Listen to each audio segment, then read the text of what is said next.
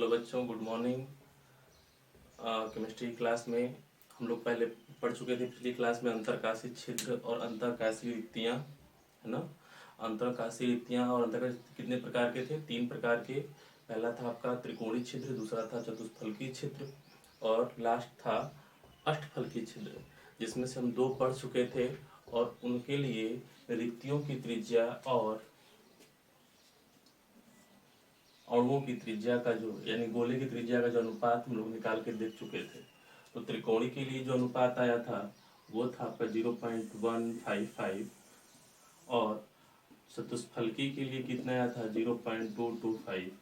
आज हम लोग डेरिवेशन करेंगे रिक्तियों का अनुपात, रिक्तियों की त्रिज्या बटा के गोले की त्रिज्या इज इक्वल टू 0.141।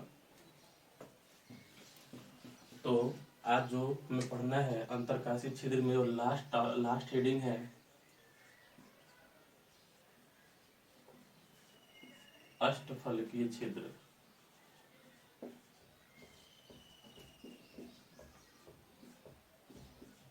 ऑक्टाहेड्रल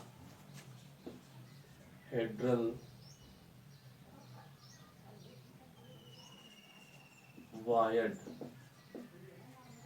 अष्टफलकीय छिद्र, ऑक्टाहेड्रल वायर्ड। तो सबसे पहले हम ये देखेंगे कि अष्टफलकीय छिद्र कैसे बनता है। तो कल का थोड़ा रिवाइज कर लेते हैं। त्रिकोणीय छिद्र कैसे बना था? परस्पर 3 अणुओं को आपस में स्पर्श करने पर। चतुष्फलकी क्या हुआ था?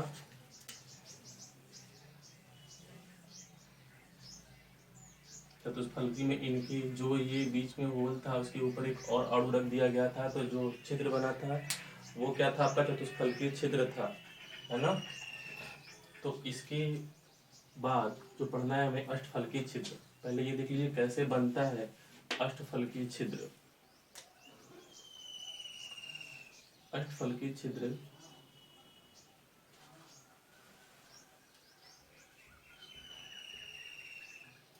ये आपके 3 अणु के गोले हो गए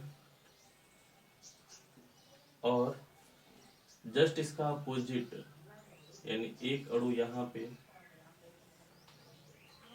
अगला यहाँ पे और इस तरह से।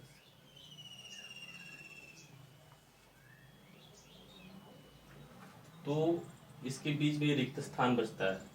हमें निकालना है, यही बताना है कि ये रिक्त स्थान की जो त्रिज्या है वो त्रिज्या कितनी होगी, है ना। इसकी परिभाषा क्या होगी? ऑक्टाहेड्रल वायर्ड्स की परिभाषा क्या होगी? इसमें बोला जाएगा कि अष्टफलकीय छिद्र परस्पर 6 अणुओं के स्पर्श करने से प्राप्त होता है।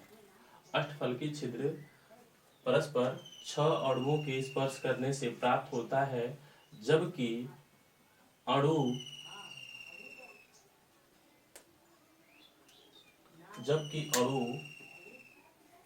केंद्र पर स्थित होते हैं। अष्टफलक के केंद्र पर स्थित होते हैं, जबकि अणु अष्टफलक के केंद्र पर स्थित होते हैं। इतनी बातें आप लिखेंगे। क्या लिखेंगे? अष्टफलकीय छिद्र परस्पर 6 अणुओं के स्पर्श करने से प्राप्त होता है, जिनके अणु अष्टफलक के केंद्र पर स्थित होते हैं, है ना। तो हमें अब अगला पॉइंट क्या होता है, हमें निकालना क्या होता है? ये रिक्ति की त्रिज्या, यानी कि जो रिक्त स्थान होगा उसकी त्रिज्या बटा के अणु की त्रिज्या का अनुपात निकालना है। तो हम लोग कैसे डेरिवेशन किया गया था? पहले हम लोग माना गया था, माना रिक्ति की त्रिज्या, माना रिक्ति की त्रिज्या R1 तथा गोले की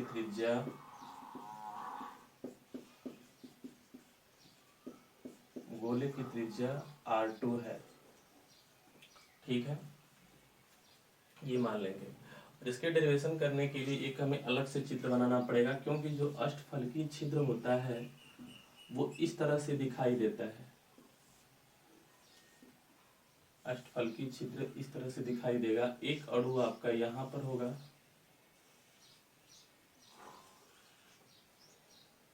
इसी तरह से एक अणु यहाँ पर, और बीच में ये रिक्ति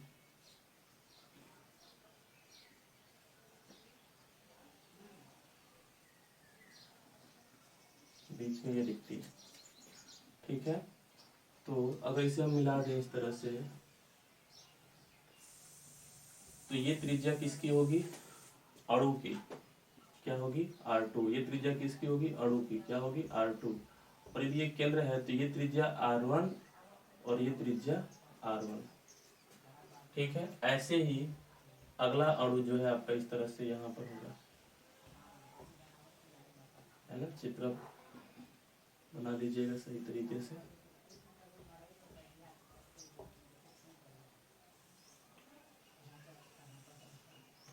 ठीक है, तो ये जो है रिक्ति का चित्र हो गया। बीच में रिक्ति की त्रिज्या हो गई ये R1 और ये R2, इसकी त्रिज्या हो गई, गोले की त्रिज्या हो गई। अब हमें निकालना है R1/R2। इस तरह से इसका नाम रख लीजिए ABCD। अगर इस भुजा की बात की जाए चित्रानुसार,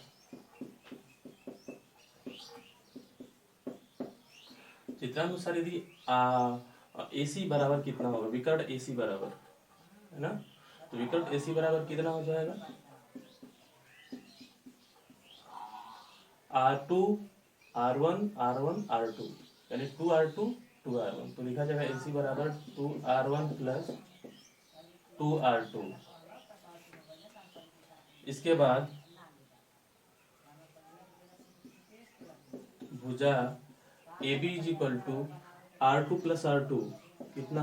2R2। सिमिलरली भुजा BC is equal to 2R2।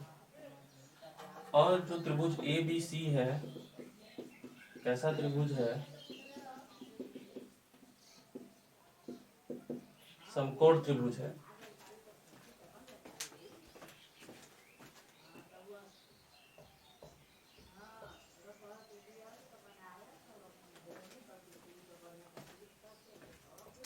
समकोण त्रिभुज है। ठीक है, तो समकोण त्रिभुज में जानते हैं हम आधार का स्क्वायर धन लंब का स्क्वायर बराबर कर्ण का स्क्वायर, या ये कह सकते हैं कर्ण बराबर कर्णी में आधार का स्क्वायर धन लंब का स्क्वायर। तो कर्ण कितना है? 2R1 plus 2R2। कर्णी में आधार का स्क्वायर यानी 2R2 का स्क्वायर प्लस वो भी कितना हो जाएगा? 2R2 का स्क्वायर। दो कामन ले लेंगे, R1 प्लस R2। ये क्या मिलेगा? 2 का square 4R2 square, 4R2 square कितना हो जाएगा? 8R2 square. 2R1 plus R2, 8 का वर्गमूल अंडर रूट हो जाएगा 2√2 और R2 स्क्वायर की value R2।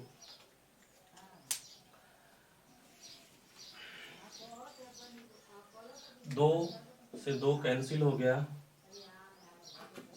R1 plus R2 is equal to under root 2 R2। R1 plus R2 upon में R2 is equal to under root 2। Divide करेंगे R1 upon R2 divide by R2 upon R2 under root 2। R1 upon R2 plus 1 is equal to under root 2। R1 upon R2 is equal to under root 2 minus 1। Under root 2 की value 1.414 minus 1 R1 upon R2। ठीक है, minus करेंगे तो 0.414 R1 upon R2 की value, यानी यहाँ से क्या निकल के आ गया? रिक्ति की त्रिज्या बटा के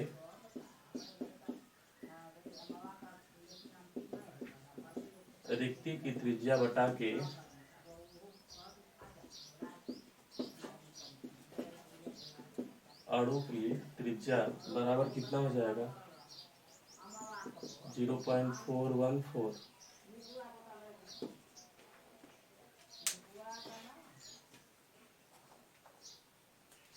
ठीक है, ये कॉपी कर लीजिएगा। इसके बाद नोट करके 2 पॉइंट है जो मैं लिखा दे रहा हूँ छिद्र से संबंधित जो है।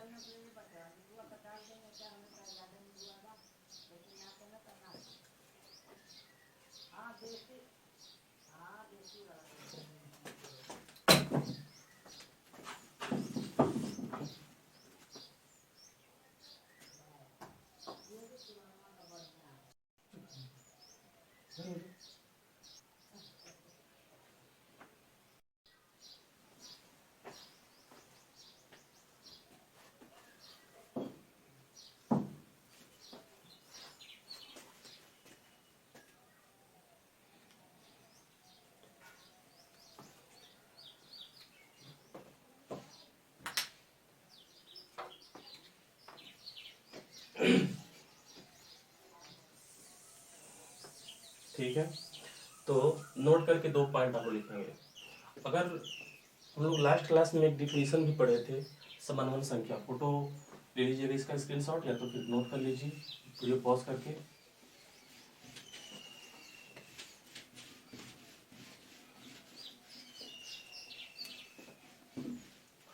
दो पॉइंट ये है, अगर मैं बोलूं कि त्रिकोणीय छिद्र कैसे बना था, 3 अणुओं को आपस में स्पर्श करने पर बना था।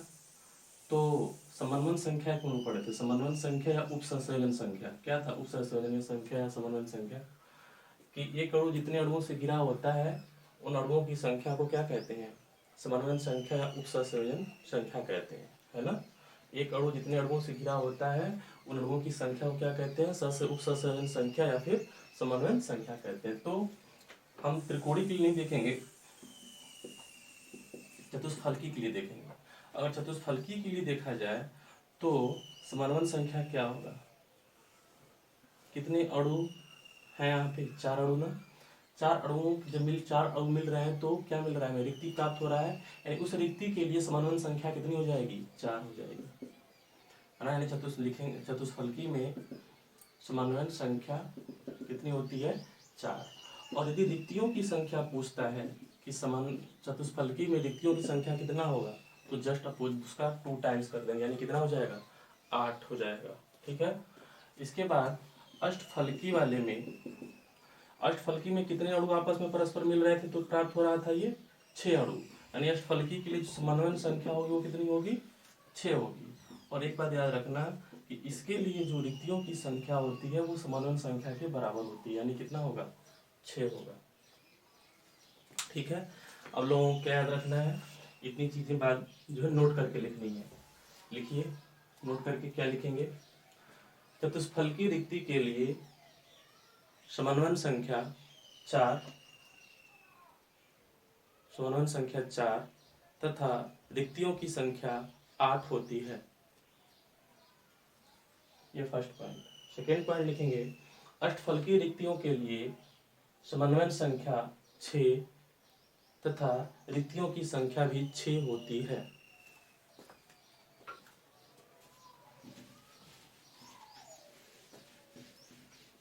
ये रिक्ति आपका समाप्त हो। इसके बाद हमें जो है कुछ छोटी छोटी बातें ध्यान देनी है ना, जो बहुत जरूरी है। हेडिंग बना लीजिएगा,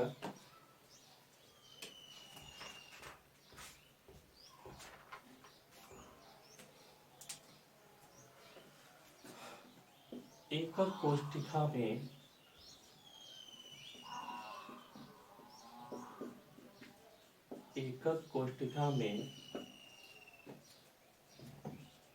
परमाणु की त्रिज्या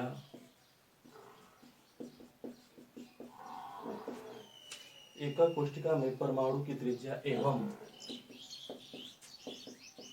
कोर की लंबाई,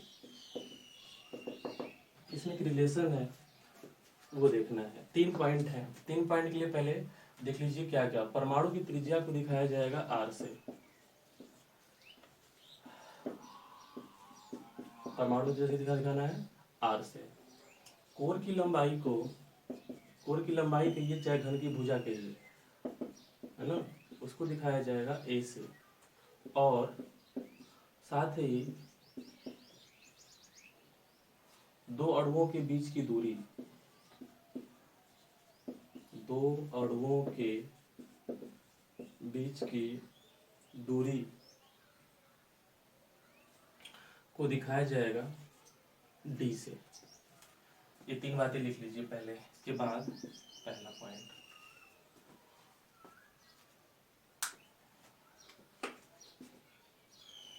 पॉइंट, लिखना है, इन्हीं तीनों में संबंध देखना है, ठीक है। कि सरल घनीय जालक के लिए, अच्छा, अणुओं के बीच की दूरी का क्या मतलब है, देखिए अणुओं के बीच की दूरी का मतलब जैसे एक अणु ये हो गया, एक अणु ये हो गया, इनके बीच की दूरी मतलब इनके केंद्रों के बीच की दूरी ये, और इसकी त्रिज्या r, इसकी r दूरी कितना हो जाएगी, 2r, यानी इनके बीच की केंद्रों के बीच की दूरी d कितनी हो जाएगी, 2r हो जाएगी, ठीक है। और यदि घन की भुजा की बात है तो घन की भुजा भी यही है। तो पहला जो पॉइंट है सरल घनीय जालक के लिए, सरल घनीय जालक के लिए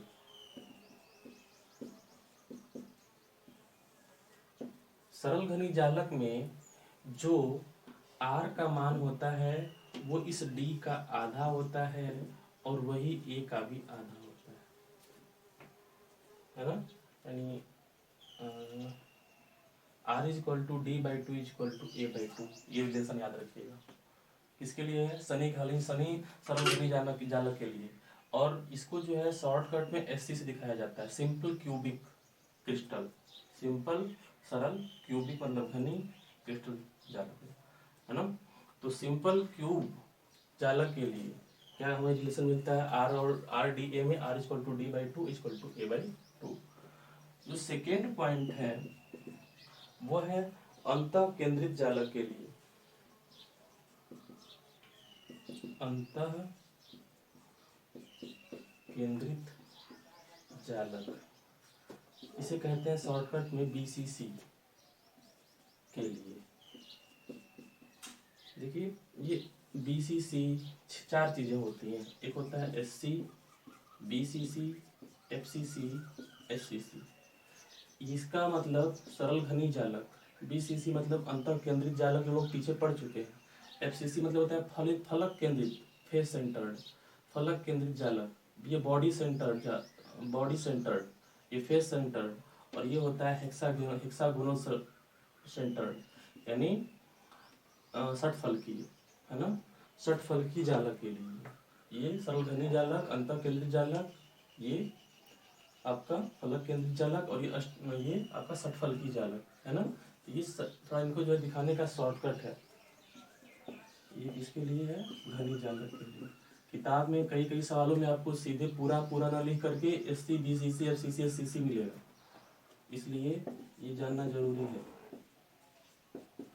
अंतर केंद्रित जालक ये आपका फलक केंद्रित जालक, और ये है षटफलकीय जालक। ठीक है, इसके लिए देखिए क्या होता है रिलेशन।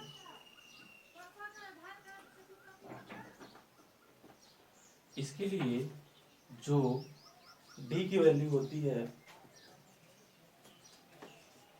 वो होती है A√3/2। D इक्वल टू कितना होता है? A√3/2। और R इक्वल टू कितना है? D/2। तो D का मान ये है, इसका बटा के 2 है, कितना हो जाएगा यहाँ पे? 4, A√3/4। ठीक, इसके लिए D की वैल्यू कितनी है? अंतर केंद्रित जालक के लिए D इक्वल टू, D मतलब क्या है? अणुओं के बीच की दूरी, A√3/2, और परमाणु की त्रिज्या कितनी हो जाएगी? A√3/4। थर्ड और लास्ट है फलक केंद्रित जालक।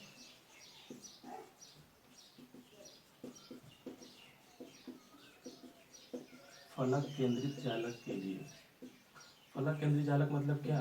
FCC, है ना। फलक केंद्रित जालक यानी FCC के लिए। इसके लिए D इक्वल टू, इसके लिए D इक्वल टू कितना है? A√3/2। इसके लिए है A/√2। ठीक है, D इक्वल टू A/√2। और R इक्वल टू होता है, क्या हो जाएगा? D का आधा, अरे R इक्वल टू A/2√2, है ना। R equal to A/2√2। इतनी चीजें आप लोग जो है नोट कर लीजिएगा। सवाल ये जो है कहाँ यूज होगा? न्यूमेरिकल में यूज होगा, ठीक है ना। ये न्यूमेरिकल में यूज होगा।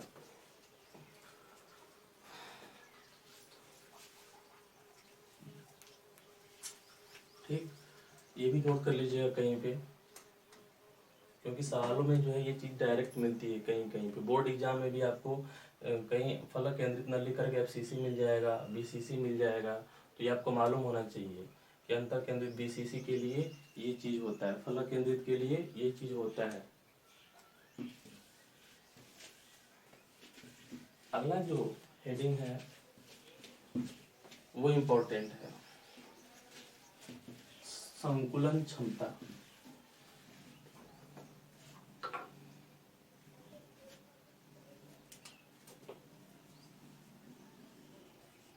संकुलन क्षमता इसे कहा जाता है इंग्लिश में पैकिंग एफिशिएंसी। पैकिंग एफिशिएंसी, संकलन क्षमता, पैकिंग एफिशिएंसी। ठीक है, इसका क्या मतलब है? हम लोग पढ़े थे निविड संकुलित संरचनाएं। निविड संकुलित संरचनाओं में क्या था कि अगर हम अणुओं को व्यवस्थित करें एक निश्चित क्रम में और उनको बिल्कुल बांधें एक निश्चित क्रम में, तो क्या होगा, अणु आपस में बिल्कुल जो है चिपक चिपक के रहेंगे। लेकिन उनको इस तरह से पैक करने के बावजूद भी देखा गया था कि उनमें कुछ न कुछ जगह जो है खाली रह गया था, शेष रह गया था, रिक्तियां रह गई थी। उन्हीं को हम लोग 3 प्रकार की रिक्तियों से पढ़े अभी, त्रिकोणीय रिक्ति, चतुष्फलकी और अष्टफलकीय रिक्ति, है ना। तो ये रिक्तियां रह जाती हैं।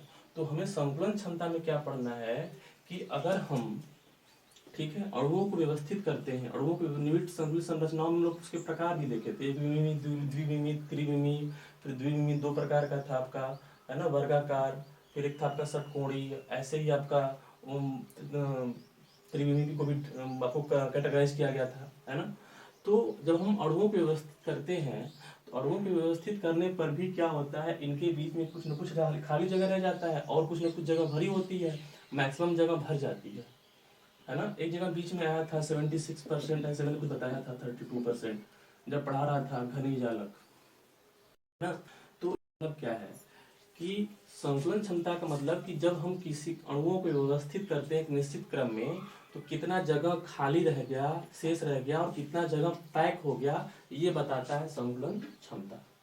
यानी जब हम अणुओं को व्यवस्थित करते हैं किसी जालक में, तो कितना जगह जो है उसमें शेष बचा है और कितना जगह पूरा पूरा भर गया है, ये बताता है संकुलन क्षमता, है ना। संकुलन क्षमता का समझ में आया कि अगर कोई जालक हम अणुओं को व्यवस्थित करके बना रहे हैं तो उसमें कितना जगह पूरा पैक हो गया, कितना जगह खाली बचा है, उनका हम मान निकालते हैं संकुलन क्षमता में। ठीक है, तो संकुलन क्षमता की एक परिभाषा है।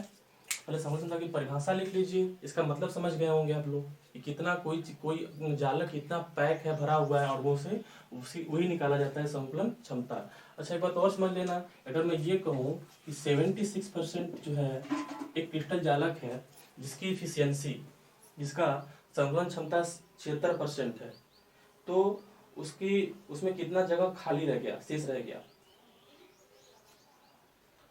कितना जगह शेष रह गया। तो टोटल 100% है ना। टोटल 100% भाग है, उसमें 76% भर गया, तो कितना खाली रह गया, 34% खाली रह गया। ठीक है, यानी क्या करेंगे, 100 में से माइनस कर देंगे तो निकल जाएगा क्या, रिक्ति का भाग निकल जाएगा। और ये क्या बता रहा है, ये पैकिंग कितना पैक, ये बता रहा है। ठीक है, तो परिभाषा लिखिए संकुलन क्षमता की।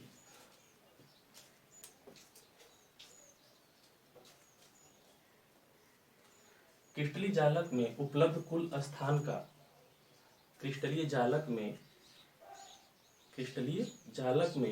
उपलब्ध कुल स्थान का वह प्रतिशत भाग, है ना, उपलब्ध स्थान का वह प्रतिशत भाग जो अणुओं द्वारा घिरा होता है, उस क्रिस्टल जालक की संकुलन क्षमता कहलाती है। उस क्रिस्टल जालक की संकुलन क्षमता कहलाती है। यानी इसको किस में निकालेंगे, परसेंटेज में निकालेंगे। ठीक है, क्रिस्टल जालक का वह प्रतिशत भाग जो कि अणुओं द्वारा क्या है, पूरित है, घिरा हुआ है, संपूरित है ना, तो वह उस अणु में क्या कहलाएगी, संकुलन क्षमता कहलाएगी। देख लेते हैं क्या होती है, कैसे निकाला जाएगा इसको। देखो कितना भाग भरा हुआ है और कितना भाग खाली है, तो खाली में कितना भाग भरा हुआ है, तो हम कैसे निकालेंगे संकुलन क्षमता। देखो संकुलन क्षमता को निकालने के लिए क्या करना, एक और परिभाषा इसकी बताएंगे अभी हम, है ना। एक और डिफिनेशन है जो इस फार्मूले से निकल करके आएगी, वो भी लिख लेंगे। संकुलन क्षमता का मतलब होता है कि पूरा गोले का भाग, क्रिस्टल का आयतन कितना है, पूरा क्रिस्टल का आयतन जब भरेंगे तो क्रिस्टल का आयतन होगा ना, भरा हुआ भाग, क्रिस्टल का आयतन कितना है, और क्रिस्टल का कितना आयतन भरा हुआ है अणुओं द्वारा, यानी अणुओं द्वारा अणुओं द्वारा घिरा भाग या घिरा आयतन, अणुओं द्वारा घिरा आयतन, यही होगा आपका संकुलन क्षमता। क्रिस्टल का कुल आयतन और ऊपर क्या निकालेंगे, अणुओं द्वारा घिरा आयतन। इसका जो मान है हमेशा 1 से कम आएगा, लेकिन अगर हमें परसेंटेज में पूछता है तो प्रतिशतता निकालने के लिए क्या करते हैं, 100 से गुणा। तो 100 से गुणा कर देंगे तो आपका परसेंटेज में निकल जाएगा, इतना परसेंट, 70%, 80%, जो भी आएगा निकल जाएगा। तो संकुलन क्षमता की एक और परिभाषा होती है ना, किसी क्रिस्टल जालक में अणुओं द्वारा घिरा आयतन तथा क्रिस्टल जालक का कुल आयतन के अनुपात को, किसी क्रिस्टल जालक के लिए अणुओं द्वारा घिरा आयतन तथा क्रिस्टल जालक के कुल आयतन के अनुपात को संकुलन क्षमता कहते हैं। ये भी परिभाषा आपकी चलेगी, तो अथवा करके लिख लीजिएगा परिभाषा, ये मत लिखिएगा, पहले वो पहली परिभाषा लिख लीजिएगा प्रतिशत वाली, इसके बाद ये परिभाषा लिखिएगा। क्या लिखिएगा, किसी क्रिस्टल जालक के लिए अणुओं द्वारा घिरा आयतन तथा क्रिस्टल जालक के कुल आयतन के अनुपात को क्या कहते हैं, संकुलन क्षमता कहते हैं। अब इसका फॉर्मूला, ये यही है फॉर्मूला इसका, है ना। क्या लिखेंगे संकुलन क्षमता के लिए, ये फॉर्मूला लिख लीजिएगा, संकुलन क्षमता इज इक्वल टू अणुओं द्वारा घिरा आयतन बटा के क्रिस्टल का कुल आयतन, यहाँ पे कर दीजिएगा, क्रिस्टल का कुल आयतन गुणे 100।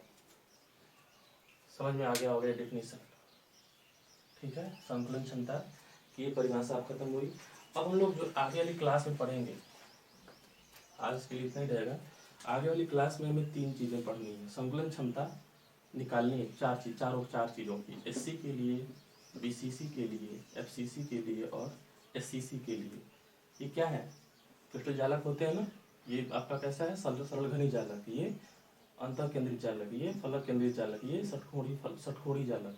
तो ये 4 प्रकार के जालक हैं। इन 4 जालकों के लिए क्या निकालना है, संकुलन क्षमता निकालना है। यानी सिंपल क्यूब, जब हम सिंपल क्यूबिक, जब सरल घनी जालक जब अणुओं को भरा जाएगा, उस व्यवस्था में भरा जाएगा, तो कितना भाग जो है भरा होगा, कितना भाग खाली होगा। इसी तरह बीसीसी के लिए कितना भाग खा, यानी संकुलन क्षमता, एफसीसी के लिए संकुलन क्षमता और एससीसी के लिए संकुलन क्षमता। तो कल की क्लास बहुत इंपॉर्टेंट होगी, ठीक है ना, उसमें डिराइव किया जाएगा और डेरिवेशन कहीं कहीं आ जाता है एग्जाम में।